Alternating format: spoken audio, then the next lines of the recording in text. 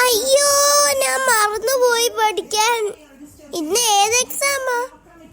English exam. അയ്യോ, ഞാൻ പഠിച്ചില്ലേ. നിങ്ങൾ എക്സാമിന് പഠിച്ചോ? ഞാൻ പഠിച്ചു, പക്ഷേ ഈ എൽസ പഠിച്ചില്ല. അവള് മറന്നുപോയി. ഞാൻ പഠിച്ചു.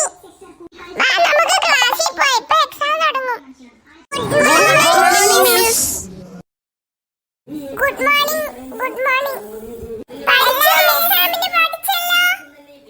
ആദ്യം അറ്റൻഡൻസ് എടുത്തിട്ട് നമുക്ക് നമ്മുടെ എക്സാം തുടങ്ങാം. Elsa present miss.